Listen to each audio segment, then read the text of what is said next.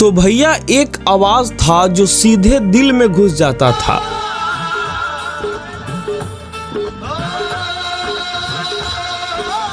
और एक ये आवाज है जो सुनकर मन करता है कि कान में शीशा पिघला के डाल ले।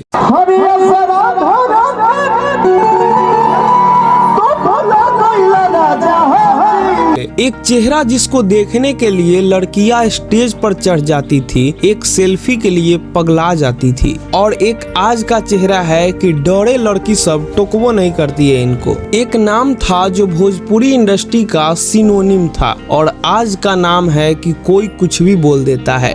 पवन सिंह झाट के बाद समझे। आखिर लोगों के मन में सवाल उठता है कि 2018 के बाद पवन सिंह को किसका नजर लग गया कि इनका आवाज से लेकर बॉडी फिटनेस, एक्टिंग सब खराब हो गया। इनके जिंदगी में ये डाउनफॉल आ गया कि आज इनको कोई कुछ भी बोल देता है और ये सुन भी लेते हैं। ये कौन मेरा दुश्मन आया है? आज की इस वीडियो में हम आपको पवन सिंह के 5 ऐसे बात बताएंगे जिसके वजह से पवन सिंह का आज ये हाल हुआ है। वीडियो के अंत में आपको बताएंगे पवन सिंह चौथी शादी किसके साथ करने वाले हैं। तो वीडियो को अभी एक लाइक कर दीजिए और अंत तक देखते रहिए। यार पहले बात करते हैं उस पवन सिंह की जो असली में गायक था, जो भोजपुरी के दिल का धड़कन था। अरे भाई याद करो वो गाना अखिया में कवन जादू चुरा के रख ले बारू।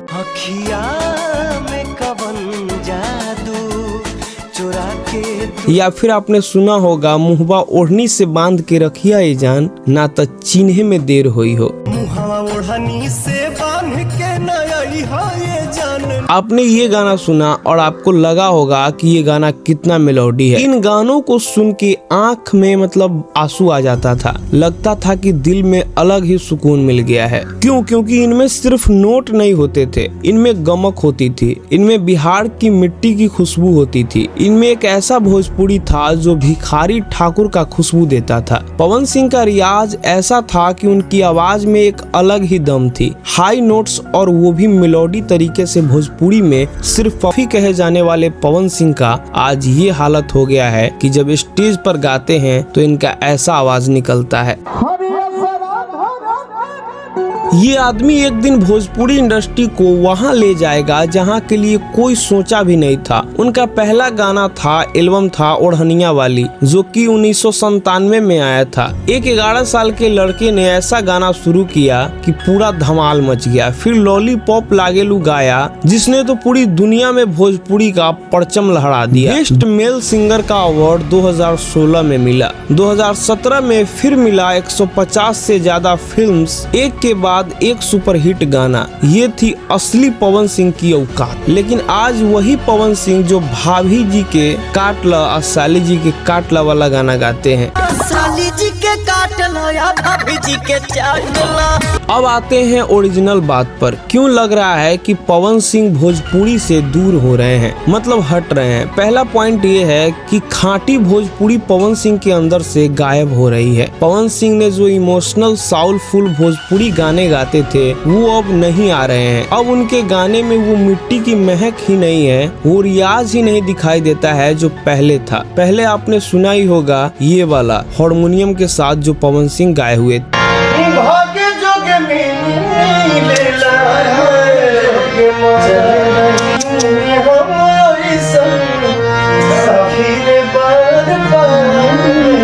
लेकिन आज के टाइम में जब भी नया गाना आता है लगता है जल्दी में कैसे भी गाना को बना दिया गया है, व्यूज के लिए बना दिया है, दिल से नहीं गाया हुआ गाना है। फैंस खुद कमेंट करते हैं यूट्यूब पर, पवन भाई पहले वाली आवाज कहाँ चली गई आपकी? बहुत लोग लिखते हैं सर वैसे ही गाइए जैसे आप पहले गाते थे, क्योंकि अब वो स्वाद नहीं है आपकी आवाज में। बहुत लोग तो लिखते हैं कि 2018 का पवन सिंह कब वापस आएगा, और ये संभव ही नहीं है। दूसरा पॉइंट ये है, कभी हिंदी में ट्राई करते हैं, कभी साउथ में ट्राई करते हैं, तो फिर कुछ और ट्राई करते हैं, तो अभी पॉलिटिक्स में आ गए हैं। एक पैटर्न बताते हैं आपको। 2025 में हिंदी गाना गाए थे आज से प्यार में है, आज से प्यार में हैं हम। इस गाना को काफी बेहतर तरीके से गाए हुए थे, लेकिन बात यह है कि इतना ही पोटेंशियल अगर भोजपुरी फिल्म इंडस्ट्री में दिखाते तो भोजपुरी काफी आगे बढ़ जाता। खैर कोई बुरी बात नहीं है, लेकिन प्रॉब्लम यह है कि फोकस कहाँ पर है। कभी हिंदी प्रोजेक्ट, कभी साउथ कोलैबोरेशन, कभी स्टेज शो, एक डायरेक्शन में काम नहीं करते हैं ये। जब एक कलाकार अपना रास्ता छोड़कर हर जगह हाथ पैर मारता है तो वो अपना ओरिजिनल फैन बेस खो जाता है। भोजपुरी ऑडियंस लॉयल होती है, लेकिन ऑडियंस को ठगने का प्रयास कीजिएगा तो खुद ठगा जाइएगा। अब बात कर रहे हैं उस कंट्रोवर्सी की जो पवन सिंह के कैरियर को अंदर से खोखला कर रही है। पहला कंट्रोवर्सी था इनका बर्थडे वाला वायरल वीडियो। पवन सिंह के 40वां बर्थडे पर एक कंट्रोवर्शियल वीडियो वायरल हुआ जिसमें वो पूरे नशे में टूल नजर आ रहे थे और कंट्रोवर्शियल रिमार्क्स कर रहे थे। और आपने वीडियो देखा होगा कि पवन सिंह उसमें कैसे एक आदमी के ऊपर एकदम सांड की तरह दौड़ जाते हैं मारने के लिए। ये एक सिंगर है जो बिहार का आइडियल है और अपना इमेज बहुत खराब कर लिए है। माने अगर अपना चाल ढाल नहीं सुधारते हैं तो धीरे धीरे इनका मार्केट ही बहुत ज्यादा गिर जाएगा। मतलब आप खुद सोचिए, जिस इंसान के इतने चाहने वाले हैं वो इंसान ऐसे पब्लिकली दारू पीकर नखड़ा करेगा तो इमेज कितना खराब होगा। दूसरा कंट्रोवर्सी था लाइव में दारू पीकर गुस्सा एटीट्यूड वाला जो वीडियो इनका वायरल हुआ था, जिस वीडियो के वजह से इनका हमेशा मजाक उड़ाया जाता है और कोई भी फनी मेम्स वीडियो में इस वीडियो को यूज किया जाता है। मल्टीपल बार लाइव सेशन में ऐसा होता देखा गया है कि फैंस को अच्छा नहीं लगा। मतलब बार बार वही हरकत इनका चलता रहता है। स्टेज पर बिहेवियर ऐसा नहीं होना चाहिए पवन सिंह का। कभी पिनिक जाता है, बोलता है कि भाई कौन दुश्मन है जो ढेला चला के मारा है। मतलब सोचिए कोई पावर स्टार पे ऐसे शोभा देता है कि स्टेज पर खड़ा होकर करके ऐसे ही सारा करे। कुल मिलाकर पवन सिंह में पहले वाला बात ही नहीं दिखाई देता है। तीसरा कंट्रोवर्सी था इनका आसनसोल कंट्रोवर्सी और वल्गर सॉन्ग्स। 2024 लोकसभा इलेक्शन में बीजेपी ने उन्हें आसनसोल सीट से कैंडिडेट बनाया था, लेकिन उनके म्यूजिक वीडियोस और सॉन्ग के वजह से उन्हें नॉमिनेशन वापस लेना पड़ा, क्योंकि उनके सॉन्ग्स पर बंगाली महिलाओं को वल्गर तरीके से दिखाने का आरोप लगाया गया था। जो कि बात सही भी है कि जो ढोड़ी चोली भौजी की बात करेगा वो विकास क्या करेगा। एक सिंगर है जिसके गाने की वजह से उसका पॉलिटिकल कैरियर ही खत्म हो जाए, ये दिखाता है कि कंटेंट कितना गिरा हुआ है। चौथा कंट्रोवर्सी था पर्सनल लाइफ की। उनकी दूसरी पत्नी ज्योति सिंह ने अक्टूबर 2021 में डिवोर्स फाइल किया। पवन सिंह के ऊपर डोमेस्टिक एब्यूज और मैरिटल डिस्प्यूट्स का आरोप लगाया गया था। केस में एलिमनी और प्रॉपर्टी सेटलमेंट के बाद भी मामला सुलझा नहीं भैया। सितंबर 2025 में वाराणसी में एक केस आया जिसमें उनके ऊपर ये एलिगेशन था कि उन्होंने एक होटलियर को 1,57,00,000 का चकमा दिया था, भोजपुरी फिल्म बॉस में इन्वेस्टमेंट के नाम पर दिया था। जब एक पब्लिक फिगर इतनी सारी कंट्रोवर्सीज में गिरा हो तो ऑडियंस उनसे इमोशनली डिस्कनेक्ट हो जाती है। अगर भोजपुरी से आगे बात किया जाए तो एक और बहुत बड़ी वजह है पवन सिंह के डाउनफॉल की। 2024 में बीजेपी ने इन्हें बीजेपी से निकाला क्योंकि इन्होंने पार्टी के ऑफिशियल कैंडिडेट के खिलाफ इंडिपेंडेंट कैंडिडेट के रूप में काराकाट सीट से इलेक्शन लड़ा। पार्टी से तो रिश्ता खराब हुआ ही, साथ साथ पवन सिंह बुरी तरह हारे भी। चुनाव हारने का वजह सबसे बड़ा ये था कि वो निर्दलीय चुनाव लड़ रहे थे। अक्टूबर 2025 में वो वापस बीजेपी में शामिल हो गए मनोज तिवारी और अमित शाह के वजह से। आपने अमित शाह और पवन सिंह का साथ में फोटो भी ऑफिशियल देखा होगा। अब सोचिए जब एक आर्टिस्ट अपना 30 से 40% टाइम पॉलिटिक्स में दे रहा हो, कंट्रोवर्सीज में दे रहा हो, कोर्ट केस में दे रहा हो, तो म्यूजिक के लिए टाइम उनके पास कब बचेगा। मतलब रियाज कब करेंगे भाई। अब आता है सबसे बड़ा सवाल, क्या पवन सिंह और पुरनका रौद्र रूप में आ सकते हैं। जब एकदम गरजते थे तो लगता था कौन गा रहे भैया।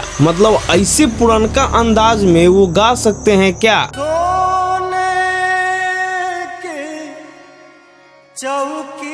अब देखिए भैया, टैलेंट तो कूट कूट के भरा हुआ है इनके अंदर। आवाज अभी भी बहुत खतरनाक है। फैन बेस अभी भी यूपी, बिहार, झारखंड, हर जगह पूरी दुनिया में है इनका फैन बेस। लेकिन भैया लोग के नजर में तो वही पवन सिंह है ना, ढोड़ी चोली वाले जो स्टेज पे लड़की को छेड़ते हैं। और जो रियल फैन है पवन सिंह का, वो खोज रहे पवन सिंह का पुराना खाटी भोजपुरी वाला स्वाद, जो पवन सिंह के अंदर से अब निकलता ही नहीं है।